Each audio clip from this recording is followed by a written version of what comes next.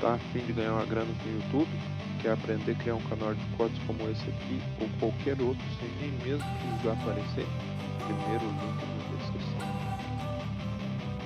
Don't wanna sleep in, cause I got something to prove. I gotta take what I hate and finally make a move. I think of you and...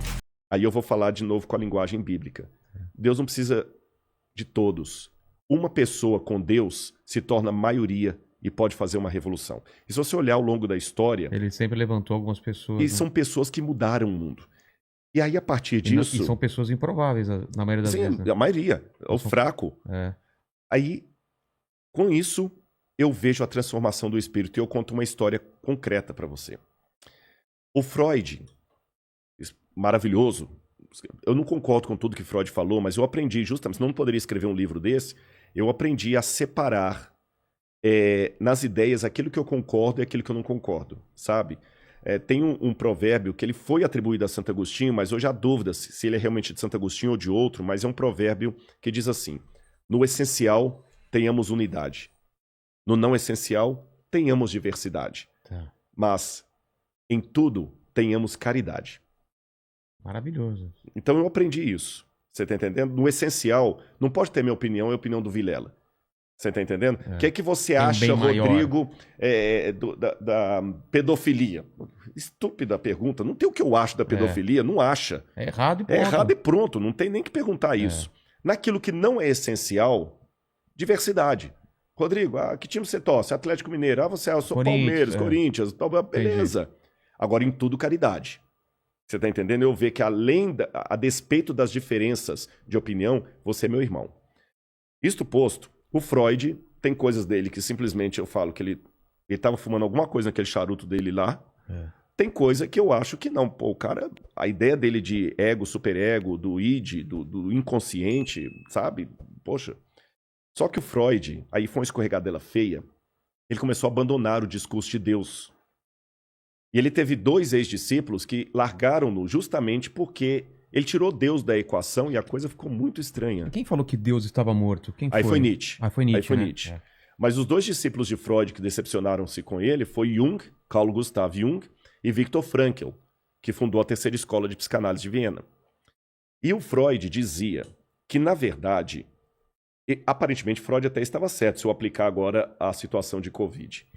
O Freud dizia que o que nos diferencia, na verdade, são apenas as convenções sociais. Por exemplo, por que a rainha da Inglaterra vai sentar e comer de maneira toda nobre, com talheres, vários talheres, vários copos, colocando assim, e aquele menino talvez que está lá na Etiópia passando fome vai comer com a mão de qualquer jeito? Eles disseram, Freud dizia, por causa das convenções sociais. A rainha Elizabeth, eu estou dando um exemplo, não é Freud que dá esse exemplo, ela só come com delicadeza porque tem comida suficiente para ela e para todo mundo.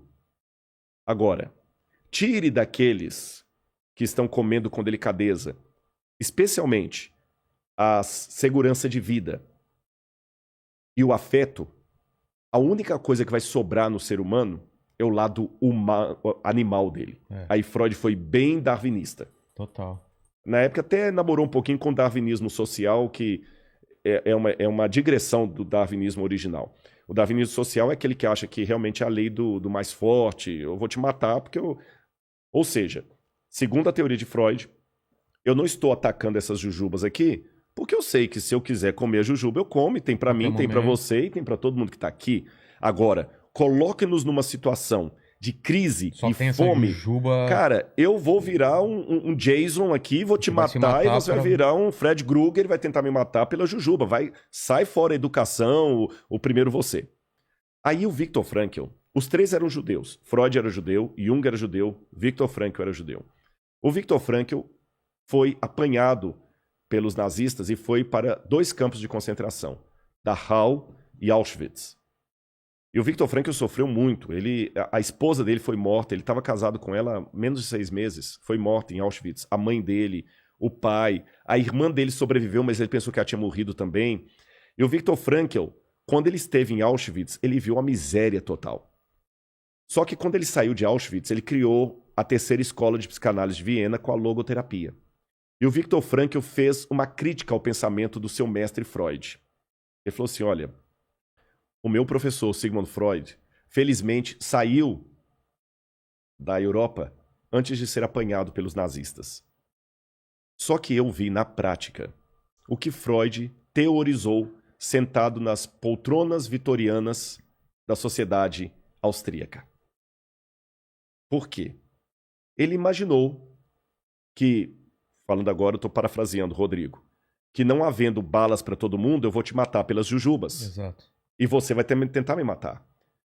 No campo de concentração, eu vi na prática o que Freud imaginou que seria. Porque os alemães tiraram tudo de nós judeus. Eles nos matavam a troco de nada. Viktor Frankl diz que, até isso virou cena de um dos filmes de cinema, que tinha um chefe, a nazista, que ele ficava ensinando o menino dele, tiro ao alvo. Com judeu? Com judeu. Você está trabalhando assim, daqui a pouco, pá! Cai uma pessoa morta do seu lado. Você continua trabalhando, você pode ser o próximo. É. Então ele viu ali, eles nos tiraram tudo. Tudo. O que Freud falou que iriam tirar, tiraram. O eros, que é a necessidade de afeto, e o thanatos, que é a necessidade de sobrevivência.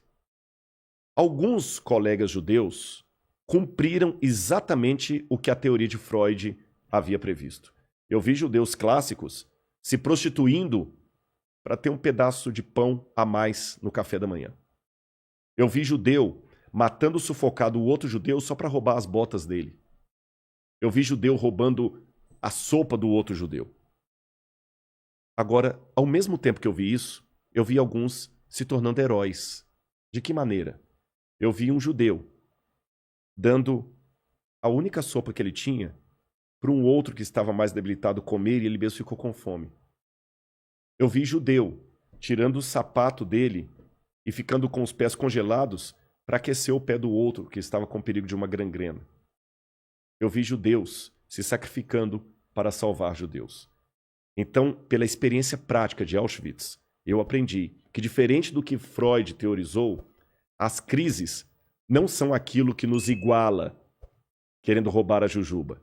As crises são exatamente aquilo que nos diferencia. Porque no momento da crise, alguns se tornam santos e outros se tornam porcos. Cara, que fantástico isso.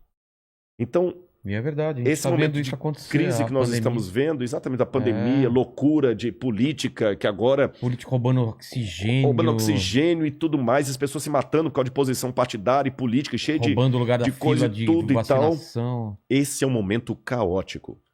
Mas não quero ser necessariamente pessimista, nem ingenuamente otimista, mas de maneira fria e racionalista. Eu diria para você, que bom. É nesse momento que talvez nós vamos ter uma divisória d'águas na humanidade, produzindo novos heróis. E, citando, parafraseando o Viktor Frankl, alguns de nós se tornarão santos, outros se tornarão porcos. Não posso julgar quem é quem, eu tenho que preocupar que tipo de personagem eu me tornarei diante da crise. I got something to prove. I gotta take what I hate and finally make a move. I think of you and all the shit you don't do. Well, I'ma make hella sure that I don't